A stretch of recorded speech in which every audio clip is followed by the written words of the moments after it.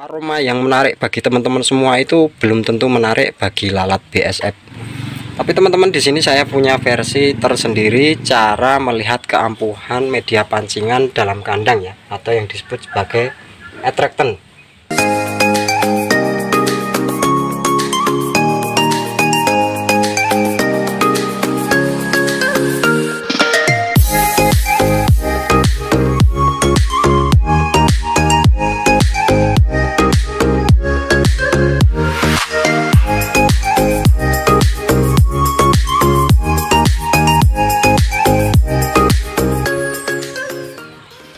Halo, assalamualaikum warahmatullahi wabarakatuh teman-teman, sahabat Big Magot semuanya, apa kabar teman-teman hari ini? Nah teman-teman, video kali ini akan sangat bermanfaat sekali ya bagi teman-teman yang kebingungan, kok lalat saya nggak mau bertelur, kok lalat saya sudah segini hari nggak mau bertelur, itu gara-gara apa mas? Kira-kira demikian ya. Padahal pancingan saya sudah ampuh sekali mas menurut teman-teman, tapi ya kalau menurut lalatnya itu mungkin kurang ampuh. Nah terus gimana caranya kita biar tahu kalau menurut lalat itu media pancingan kita itu ampuh? Nah kira-kira seperti apa teman-teman? Buat teman-teman yang baru nemu channel ini, tolong dibantu subscribe dulu, kemudian like serta bagikan video ini. Jangan lupa nyalakan tanda loncengnya ya, kalau nanti ada info penting dari channel ini atau pemberitahuan tentang grup WhatsApp atau Telegram yang akan saya buat,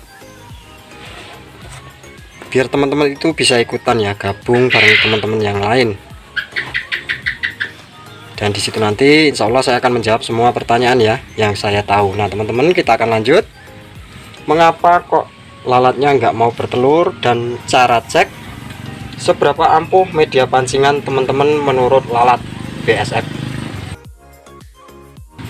Tapi teman-teman, di sini saya punya versi tersendiri cara melihat keampuhan media pancingan dalam kandang ya, atau yang disebut sebagai attractant, media pancingan dalam kandang agar lalatnya itu mau bertelur di egis ya, tempat bertelurnya itu. Nah teman-teman, jadi seperti ini ya, penyebab lalat BSF nggak mau bertelur selain kondisi kandang, pengkondisian kandang yang harus di tempat yang terkena cahaya agar kandangnya hangat. Teman-teman juga harus memperhatikan yaitu attractornya. Caranya seperti ini. Silakan teman-teman lihat atau masuk ke kandang saat jam setengah 8 hingga jam 9 pagi ya. Luangkan waktu setengah jam di situ. Misalnya hari ini di kandang tersebut ada sekitar 10 pasang lalat BSF yang kawin ya. 10 pasang lalat BSF yang kawin. Kemudian silahkan teman-teman pasang attractant teman-teman atau media pancingan dalam kandang teman-teman. Di sini saya simulasikan adalah media pancingan saya seperti ini teman-teman ya. Di sini ada brondolan kelapa sawit yang membusuk, ada ampas tahu yang menguning, dan aromanya sangat apek sekali, sangat tidak enak sekali. Dan sini sebagian adalah buah sawit yang belum busuk. Nah ini saja teman-teman ya, padahal versinya sudah membusuk seperti ini. Ini aromanya ampas tahu itu sudah hilang. Kalau hilang masa kedaluarsanya sudah lewat, aroma ampas tahunya yang membusuk itu bahkan sudah hilang ya. Jadi teman-teman harus perhatikan, karena banyak sekali teman-teman yang nanya, mas idealnya ganti pancingan dalam kandang itu berapa hari? Idealnya ganti pancingan itu nggak ada teman-teman ya kalau versi saya. Jadi teman-teman itu harus bisa memainkan feeling teman-teman semua ya, intinya begini. Nah cara melihatnya seperti ini teman-teman ya. Misalnya teman-teman punya media pancingan yaitu ikan busuk ya, ataupun ikan bangkai ikan, silakan teman-teman masukkan ke kandang. Misalnya andalan teman-teman adalah bangkai ikan untuk media pancingan dalam kandang ya. Nah silakan lihat pada pukul setengah 8, ini tidak kondisi mendung ya, sampai jam 9 pagi luangkan waktu.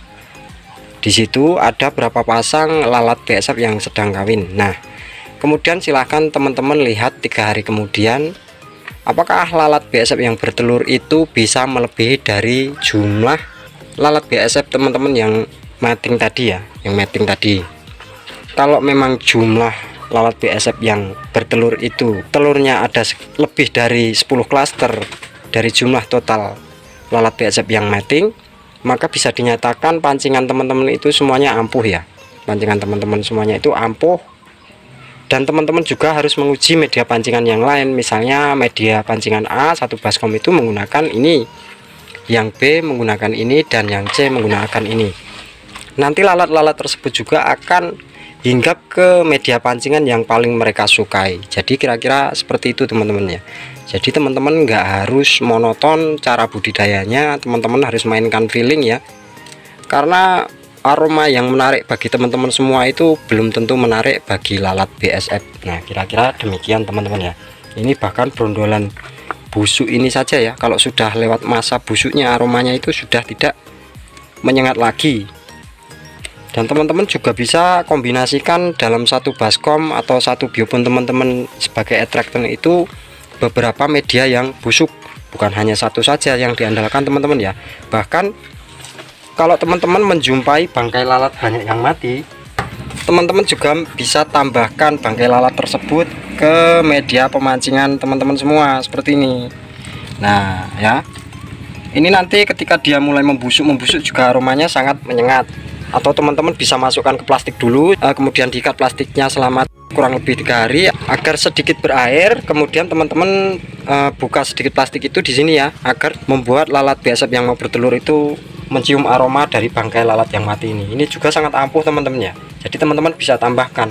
Jadi di sini nggak harus monoton pancingannya hanya dari satu jenis bahan yang beraroma tajam, tapi teman-teman bisa tes dari beberapa jenis, yaitu dengan cara A, B, C seperti itu tadi, atau dengan cara melihat bahwa hari ini ketika ada 30 pasang yang kawin, maka silahkan teman-teman lihat 3 hari kemudian apakah 3 hari kemudian teman-teman akan mendapatkan lebih dari 30 klaster atau bahkan kurang. Jadi kalau kurang bisa dinyatakan media pancingan teman-teman itu kurang ampuh. Selain itu teman-teman ya, ada yang nanya di video saya yang lainnya, Mas, lalatnya itu pas menetas kecil terus jadi indukannya itu kecil. Nah Mas, apakah nanti ketika dia bertelur baby maggot yang bakal jadi maggot itu apa juga akan kerdil?